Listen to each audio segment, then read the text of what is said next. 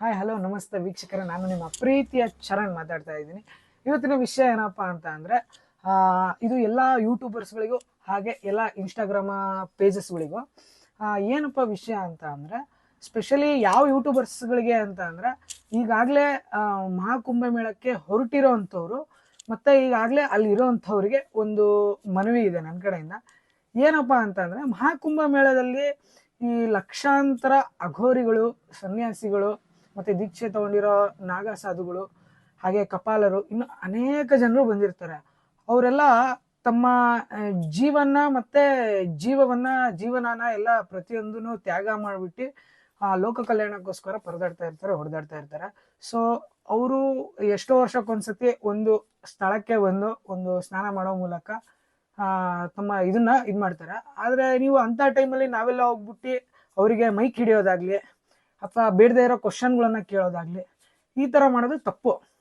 ಈಗ ಆಲ್ರೆಡಿ ನಮ್ಮ ಸನಾತನ ಧರ್ಮ ಏನು ಅಂತ ಹೇಳ್ಬಿಟ್ಟು ಎಲ್ರಿಗೂ ಗೊತ್ತಿದೆ. ಪ್ರಪಂಚದಾದ್ಯಂತ ಸನಾತನ ಏನು ಅನ್ನೋದು ಎಲ್ರಿಗೂ ಗೊತ್ತಿದೆ. ಅದನ್ನ ನಾವು ತಿಳಿಸ್ಕೊಡೋ ಅವಶ್ಯಕತೆ ಕೂಡ ಇಲ್ಲ. ಎಲ್ಲ ಕಡೆನೂ ಮೈಕ್ ಹಿಡ್ದು ಎಲ್ಲರಿಗೂ ಮೈಕ್ ಹಿಡ್ದು ತಿಳಿಸ್ಕೊಡೋ ಅವಶ್ಯಕತೆ ಇಲ್ಲ ಅನ್ಕೊಂತೀನಿ. ಸೊ ಇದು ಎಲ್ಲ ಯೂಟ್ಯೂಬರ್ಸ್ಗಳಿಗೆ ಒಂದು ಮನವಿ, ನನ್ನ ಕಡೆಯಿಂದ ಒಂದು ಚಿಕ್ಕ ಮನವಿ. ಸೊ ಈ ಥರ ನೆಕ್ಸ್ಟು ತಿಳ್ಕೊಳ್ಳಿ, ಅಲ್ಲಿ ನೀವು ವಿಷಯಗಳನ್ನು ತಿಳ್ಕೊಳ್ಳಿ. ಅಲ್ಲಿನ ಯಾರು ನೋಡ್ತಿರೋ ನೀವು ನಾಗಸಾಧುಗಳು, ಅವ್ರ ಬಗ್ಗೆ ಅಲ್ಲೇ ನೀವು ತಿಳ್ಕೊಳ್ಳಿ.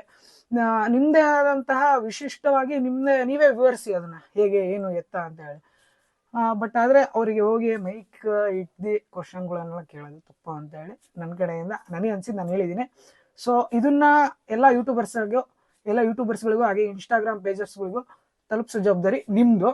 ಹಾಗೆ ಅನ್ವಾಂಟೆಡ್ ವಿಷಯಗಳನ್ನು ಕೂಡ ಇನ್ಸ್ಟಾಗ್ರಾಮ್ ಪೇಜಸ್ಗಳಲ್ಲಿ ಯೂಟ್ಯೂಬ್ಗಳಲ್ಲಿ ಬಿಡ್ತಾ ಇದ್ದಾರೆ. For example Mona Lisa. ಸೊ ಈ ಥರ ಅನ್ವಾಂಟೆಡ್ ವಿಷಯಗಳನ್ನು ಚರ್ಚಿಸೋ ಬದಲು ಇನ್ನೂ ಹಲವಾರು ವಿಚಾರಗಳಿದ್ದಾವೆ ನಮ್ಮ ಸನಾತನದಲ್ಲಿ, ಅದನ್ನ ತಿಳಿಸ್ಕೊಳ್ಳೋಕ್ಕೆ ಟ್ರೈ ಮಾಡಿರಿ ಅಂತ ಹೇಳ್ತಾ ಇವತ್ತು ನನ್ನ ವಿಡಿಯೋನ ಮುಗಿಸ್ತಾ ಇದ್ದೀನಿ. ಜೈ ಹಿಂದ್, ಜೈ ಕರ್ನಾಟಕ. ಮತ್ತೆ